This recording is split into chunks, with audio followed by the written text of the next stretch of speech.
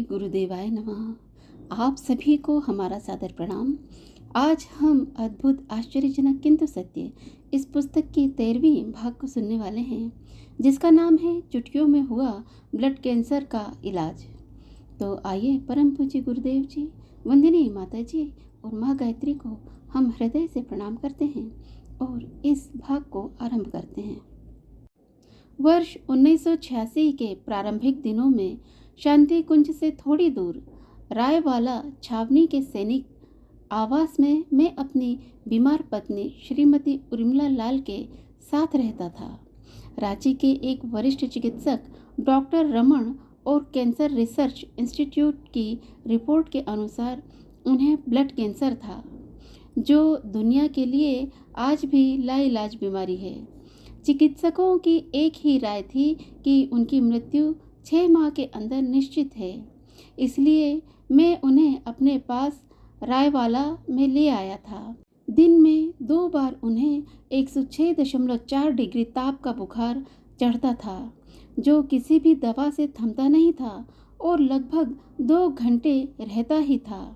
Roorkee military hospital के colonel साहब ने भी स्वयं टेस्ट करके ब्लड कैंसर की पुष्टि कर दी थी। तभी रायवाला छावनी के मेजर सक्सेना ने सलाह दी कि मैं अपनी पत्नी का इलाज शांति कुंज में कराऊं। उर्मिला जी दिनों दिन दुबली होती जा रही थीं। 18-20 दिनों से खाना बंद था। खाने का प्रयास करते ही उल्टी हो जाती थी। किसी तरह जीप से बिठाकर मैं उन्हें शांति कुंज ले आया और डॉक्टर राम प्रकाश पांडे के समक्ष उपस्थित हो गए। निरीक्षण के उपरांत उन्होंने सलाह दी कि माता जी के दर्शन का समय है, अतः मैं पहले सपत्नीक उनके दर्शन कर लूं, उसके बाद ही चिकित्सा प्रारंभ करवाई जाए। मैं आधे अधूरे मन से माता जी के दर्शन के लिए चल पड़ा, क्योंकि मेरे मन में धार्मिक गुरुओं के प्रति अच्छी धारणा नहीं थी। अपने पिछले अनुभवों के कारण मैं उन्हें समाज का नासूर मानता था। किसी प्रकार पत्नी को सहारा देकर प्रथम तल वाले उस कक्ष में ले गया जहां माताजी बैठी थीं। पत्नी ने रो रो कर अपना दुखड़ा सुनाया। माताजी ने बड़े स्नेह और दुलार से कहा था, अरे बेटी, तुझे कुछ भी तो नहीं हुआ है, वैसे ही दुखी हो रही हो। तू तो अभी बहुत जिएगी और गुरुजी का कार्य भी करेगी। छोटी सी बीमारी है, पांडे जी से जड़ी बूटी लेकर ठीक हो जाएगी। माताजी के शब्दों में ना जाने कैसा जादू था कि मैं भाव विभल हो उठा। मेरी आंखों से आंसुओं की धार फूट पड़ी। मैंने अपना सिर उनके चरणों में रख दिया। उन्होंने कहा, भोजन प्रसाद लेकर ही जाना।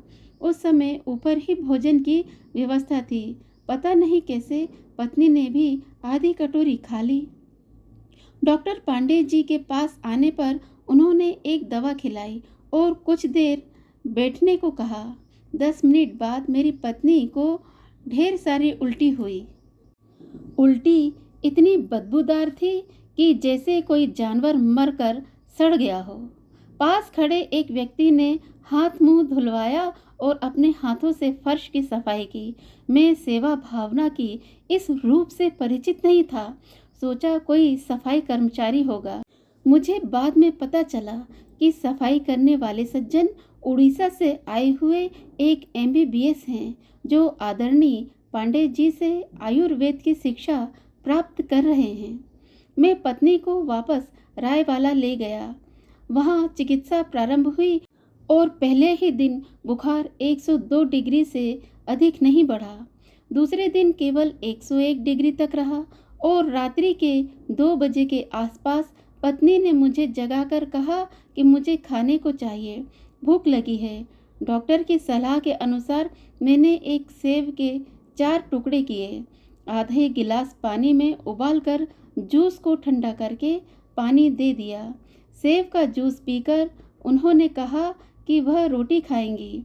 मुझे लगा कि अब उनका अंतिम समय आ गया है। यही सोचकर मैंने 2 रोटियां सेक दी। पहली रोटी खाते ही उन्हें नशा सा हो गया और वह बिना हाथ धोए ही सो गई, ऐसे जैसे बेहोश पड़ी हो।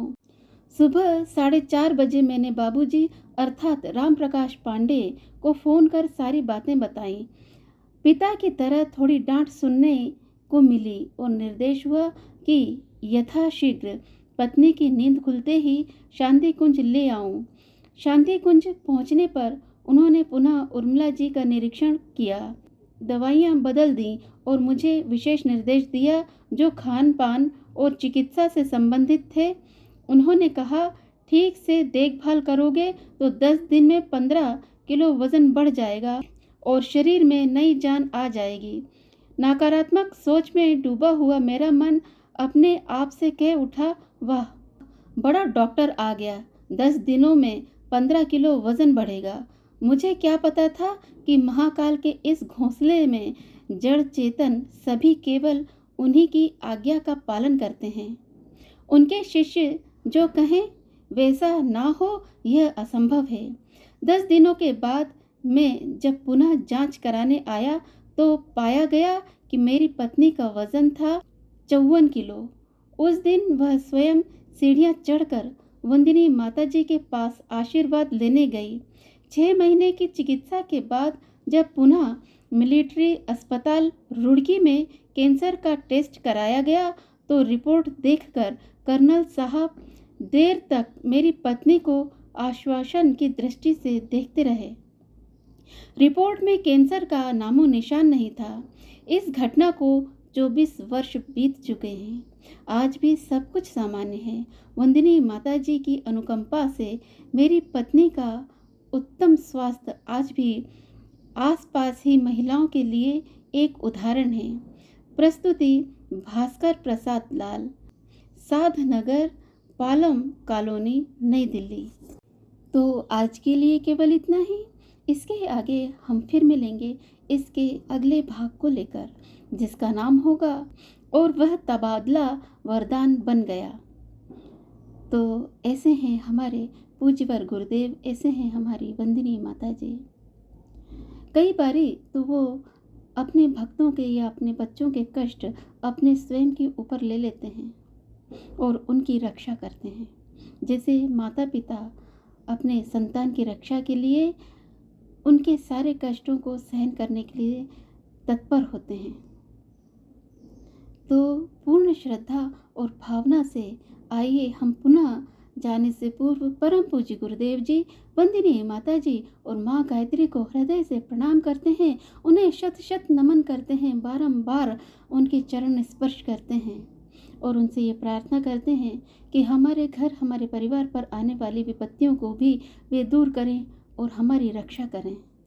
तो इन्हीं भावों के साथ में आज हम आपसे विदा लेते हैं। तो अगली बार मिलने तक आप सभी को हमारा सादर प्रणाम।